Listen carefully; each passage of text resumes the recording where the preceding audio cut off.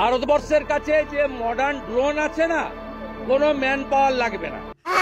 বাংলাদেশটা থাকবে তো। বাংলাদেশের এই মুহূর্তে মোহাম্মদ ইউনূস কোন হরিদাস পাল যে বাংলাদেশকে নিয়ে এত কিছু বলতে হবে? বাংলাদেশ লুডু খেলতে পারে, ও গুলি বারুদ চালানোর ক্ষমতা বাংলাদেশের নেই। अभी बताता है भाई, अभी बताता है। अभी तूने गाड़ी में उंगली किया ना, अभी बताता है। प्लीज আমাকে ক্ষমা করে দাও, প্লিজ আমাকে ক্ষমা।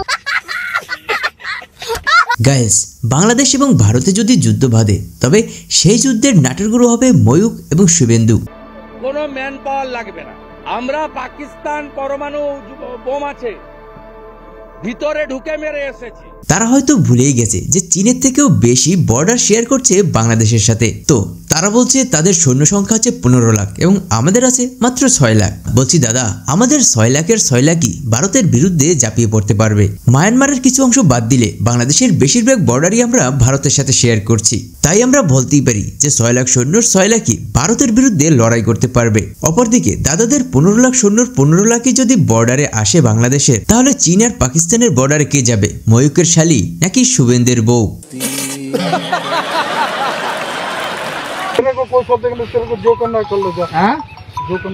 আপনি জোর করে করবেন? হ্যাঁ, কেন? আপনাকে বিশৃঙ্খলা সৃষ্টি করতে চাচ্ছেন? বলেন তো, বিশৃঙ্খলা করলে কি?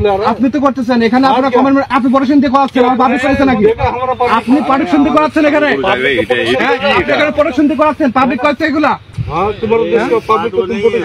আপনি প্রোটেকশন দিচ্ছেন না, আপনারা তো অনুমতি নেবেন না। तुम्हें तो शुक्रगुजार होना चाहिए, तुम सेफ हो না। এটা তো আপনাকে কর্তৃপক্ষ জানাবেন আমাদের। গাইস, এখানে দেখুন, জোর করে বেড়া দিচ্ছে তো দিচ্ছে, তার উপর মূর্খের মতো কথা বলছে ভারতের বিজিএফ। হ্যাঁ, আপনি জোর করে করবেন? বলছি দাদা, বাংলাদেশের বিজিবি যদি ধরে না, তাইলে কিন্তু পালানোর রাস্তা খুঁজে পাইবে না। ইম্পসিবল। গাইস, আমি চাপা মারছি না, সত্যি বলছি, এবং আমার কাছে কিন্তু প্রমাণও আছে। প্লিজ আমাকে ক্ষমা করে দাও, প্লিজ আমাকে ক্ষমা করে দাও, প্লিজ। আপনাদের বীরত্ব সিনেমাতে দেখাবেন এবং সেখানে বসেই প্রত্যেকটা দেশের সাথে আপনাদের প্রতিশোধ নেবেন। আমি হাসতে পারি না। যারা মনে করছেন যে 1971 সালে বাংলাদেশের ভালোর জন্য বাংলাদেশের কাঁধে কাঁধ মিলিয়ে পাকিস্তানের সাথে যুদ্ধ করছে, আসলে এখানে ফায়দাটা কাদের হয়েছে? বাংলাদেশের থেকেও বেশি ফায়দা হয়েছে ইন্ডিয়ার। 1971-এ যে বিজয় দিবসে সাহসী যোদ্ধাদের শ্রদ্ধা, সাহসী যোদ্ধা তারা তো ভারতের ছিল, বাংলাদেশের সেই সময়ের যোদ্ধারাও ভারতেরই ছিল। 1971-এ ভারতের ঐতিহাসিক জয়, এই জয় তো ভারতের জয়। পাকিস্তানকে পর্যবসিত করে ভারত একটা আলাদা দেশ তৈরি করতে সাহায্য করেছে। বীর জওয়ানদের ত্যাগকে সম্মান, এই বীর জওয়ানরা না থাকলে আজকে এই রাজাকারের বাচ্চারা তারা এই ডায়লগগুলো মারতে পারতো? তারা বাংলাদেশের মঙ্গলের জন্য নয়, নিজেদের মঙ্গলের জন্যই তারা পাকিস্তানকে দুটো ভাগ করে দিয়েছে, বানিয়ে দিয়েছে দুটো আলাদা রাষ্ট্র। দুই পাশে যদি একই রাষ্ট্র থাকে এবং তারা যদি দুদিক থেকে চাপ দেয়, তাহলে তো টমেটোর বিচির মতো ভারতের আডি ছিটকে যেত। আপনার মতোই ভংসং সাংবাদিক দুই দেশের সম্পর্ক নষ্ট করতেছে। গাইস, কথা কিন্তু একেবারেই বাস্তব। এদের কারণেই দুই দেশের সম্পর্ক আজ নষ্ট হতে যাচ্ছে। নরেন্দ্রনাথ বাবু, যুদ্ধ মহড়া কিসের জন্য এই সার্কাসটা, শীতকালীন সার্কাসটা আপনারা চালু করলেন? এটা আমাদের দেশের সেনাবাহিনীর একটা রেগুলার বিষয়। আমার কথা হচ্ছে, আমাদের দেশের ভিতরে যুদ্ধের মহড়া হোক কিংবা যুদ্ধ হোক, তাতে আপনাদের কি? আপনাদের তো আর কোনো ক্ষতি হচ্ছে না। বলছি দাদা, তাহলে কেন এত আপনাদের দুশ্চিন্তা? আমি একটা কথা বলি আপনাকে, নরেন্দ্রনাথ বাবু শুনুন, আরে শুনতে শিখুন, শুনতে শিখুন। আপনাদের দেশে গরুর মাংস প্রত্যেকটি রেস্তোরাঁয় রাখার কথা বলা হচ্ছে, আপনি এটাকে সমর্থন করেন কি করেন না? অবশ্যই আমাদের সেনাবাহিনীকে আমরা, আরে সেনাবাহিনী ছাড়ুন, গরুর মাংস বলুন। গাইস, অবশেষে মলম বিক্রেতাকে মলম লাগিয়ে দিল। পুরো ভারতকে মানচিত্র দেখে বলতে দেব। হ্যাঁ, ওরে বাবা, আবার গ্যাসের ওষুধ খেতে। আজকে কিন্তু টি20 ম্যাচটা শুরু হয়ে গেছে। টি20 ম্যাচের পরে কিন্তু আমরা মলমটা ঠিকই ভারতীয়দেরকে আজকে লাগিয়ে দেব। অনেক চুলকানি হয়েছে তাদের, কারণ ভারতের প্রত্যেকটা চুলকানির ওষুধের ভিতরে আপনারা আমরা দেখতে পাচ্ছি মেয়াদ উত্তীর্ণ হয়ে গেছে। দাঁড়ান, গেস্ট টিম তো বলবো আগে টিকিট কাটতে। এসাদের ভাগ হবে না, এই জোকারির ভাগ হবে না, ফ্রিতে দেখা যাবে না। এবার বুঝি ভারত ভয়ে পেট খারাপ করে পাজামাই নষ্ট করে ফেলবে। মানে এই গুজব মিডিয়াগুলো বাংলাদেশের একটা স্কুলের পিটি অনুষ্ঠানের কমেন্টকে যুদ্ধের প্রস্তুতি বলে দাবি করছে। ভাই, তোরা রাতে ঠিকমতো ঘুমাস নাকি ভয়ে খাট সহ কাঁপে? এবার বাংলাদেশের খবরের দিকে নজর রাখবো, কারণ ফের বাংলাদেশের যুদ্ধ জিকির। ঢাকায় সরকারি উদ্যোগে তরুণদের দেওয়া হচ্ছে অস্ত্র প্রশিক্ষণ।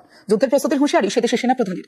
আরেকদিকে 168 জন বিদ্রোহী বিডিআর জওয়ান জেল থেকে মুক্তি পেয়েছেন। তরুণদের হাতে অস্ত্র, তাদের আগ্নেয়াস্ত্র চালানোর প্রশিক্ষণ দিচ্ছেন জওয়ানরা। ভারতে খুন হচ্ছে, দর্শন হচ্ছে, এমনকি কৃষক মরছে। আমরা বলে গেছি ভাই, আমরা 4 লক্ষ টাকা আমার আলু হলো রে ভাই, আমার 4 লক্ষ টাকা আলু ক্ষতি করছে।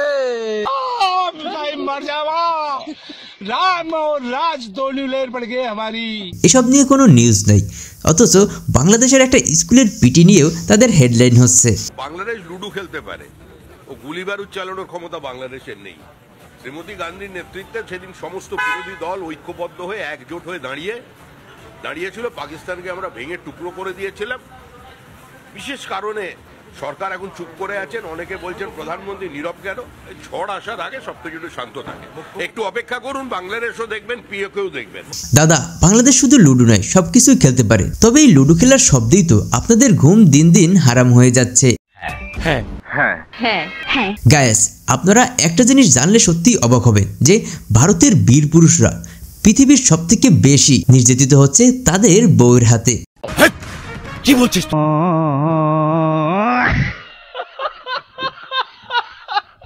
আপনারা নিজেদের বউ সামলাতে পারেন না, আবার অন্য একটা দেশকে নিয়ে কথা বলছেন। আমি হাসতে পারি না। ভারত প্রথম যুদ্ধ করেছে 48 সালে কাশ্মীরে, সেখানে ভারত জিতে নাই। তারপরে যুদ্ধ হয়েছে চীনের সাথে 62 সালে, সে যুদ্ধে জিতে নাই। তারপর যুদ্ধ হয়েছে 65 সালে পাকিস্তান ভারত, সেখানেও তাদের ওই সমান সমান জিত নাই। একমাত্র জিত হতো 71 সালে।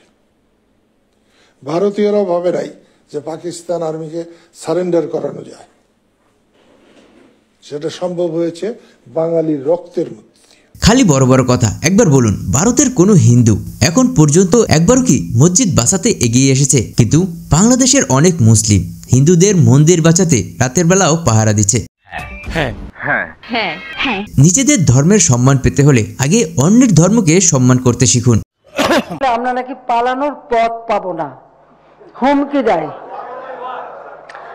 যিনি এই বক্তৃতাটা দেন, আমি তাকে একটু স্মরণ করাতে চাই যে শেখ হাসিনা বা আওয়ামী লীগ কোনোদিন পালায় না। ক্ষমতার বড়াই করতে নেই আফা, আল্লাহ ছাড় দেন কিন্তু ছেড়ে দেন না। প্রস্তুতি নিতে হবে, কারণ আমাদের যে পরিস্থিতি আজকে বাংলাদেশে তৈরি হয়েছে, বাংলাদেশে না আছে গণতন্ত্র, না আছে জনগণের মর্যাদা, না আছে কোন ধরনের ন্যায় বিচার, না আছে কোনো মৌলিক মানবাধিকার। তো দেশে গণতন্ত্র 12টা বাজিয়ে দিয়েছে। গাইস, এদের এই প্ল্যানের ফলাফল কি? এদের কথায় উদ্বুদ্ধ হয়ে পাতি নেতারা মাঠে নামবে, এরপর ওই পাতি নেতাদের পাছা লাল হয়ে যাবে। আওয়ামী লীগের পাতি নেতা যারা বেশি বটর বটর করা ওরা গেছে গা। এটা বাংলাদেশ, এটা পাকিস্তান না রে বাবা, এটা ইন্ডিয়া না। বাংলাদেশের মানুষটা আমার আল্লাহ তাআলা এমন একটা নেতা দিয়ে বানাইছে যারা কারোটা খায় না, কারোটা লড়ে না, সুযোগ পাইলে আচ্ছাওয়ালা বাস তারে তারে। আর ওই আন্দোলনে যদি সফল হয়ে যায় তাহলে এই নেতারাই দেশে ফিরে আপনাদের মাথায় লবণ রেখে বড়ই খাবে। আন্তর্জাতিক বিমানবন্দরে গ্রেপ্তার হয়েছেন দেবিদ্বার উপজেলা স্বেচ্ছাসেবক লীগের সাধারণ সম্পাদক সাদ্দাম হোসেন। আবার কোনো গন্ডগোল হলে তারা সোজা বিদেশ পাড়ি দিবে, তখন আবার ঘুরে ফিরে আপনাদের পাছাই লাল হবে। আন্দোলন যদি করতেই চান তাহলে উপদেশ না দিয়ে দেশে এসে মাঠে নামেন। গাইস, অপকর্ম, অপবাদ, মিথ্যাচার যারা করে তাদের দেশের মানুষ তাদেরকেই জুতা মারে। বাংলাদেশ ভারত নিয়ে যে মিথ্যাচার করছে, আমাদের পশ্চিম বাংলার একটা মিডিয়া আছে রিপাবলিকে, তার নাম হচ্ছে কুকুর রঞ্জন। নাম শুনেননি? আমি তার নাম রেখেছি কুকুর রঞ্জন, ময়ূর রঞ্জন বলা যাবে। গাইস, এবার একটু বিনোদন জগতে যাওয়া যাক। সবাই বলে কক্সবাজার গেলে নাকি আইফোন 16 প্রো ম্যাক্স পাওয়া যায়। আমি জানি না মানুষে কেন এই মিথ্যা কথাটা বলে। আমি তো সেদিন কক্সবাজার গিয়েছিলাম, আমি তো কিচ্ছু পাইনি। এই কথাটা সানি লিওনও যদি কইতো তাও বিশ্বাস করা যাইতো, বাট আপনার মুখ থেকে কিছুতেই আমরা মানতে পারতেছি না। আপনি আইফোন ছাড়া কক্সবাজার যাবেন সেটা আমরা কিছুতেই বিশ্বাস করব না। Wake up to reality.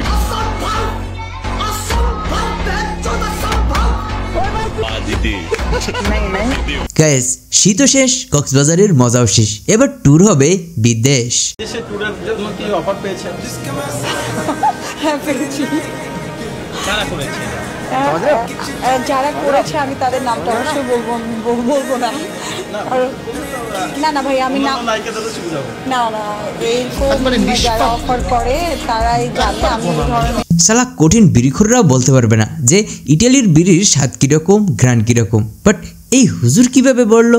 বিড়ি খাওয়া যদি জায়েজ থাকতো এই হুজুর প্রতিদিন বেনসান খাইতো। আমি ডেলি খাইতাম, ইটালিটা খাইতাম, ইটালিটা যেটা ঘেরান আছে একটা চিকিল্লির চাপ পাক্কা, ওইটা খাইতাম আমি বেড়া, যদি খাওয়া জায়েজ থাকতো। তুই বিড়ি খাওয়া মাকরু কষে হারামে কে কইছে বিড়ি খাওয়া মাকরু? ডাইরেক্ট হারাম, কথা বল না কেন? বিড়ি খাওয়া মুখ খাওয়া একই। আর মোদি সাহেব, আমাদের দেশের মেয়েটা আপনার সাথে প্রেম করছে, আমার আগে প্রেম করছে, কারণ বক্তৃতার মধ্যে দাঁড়ায় যখন বলছে স্বামী স্ত্রীর সম্পর্ক, আমরা কিন্তু সেই প্রেমকে সমর্থন করি নাই।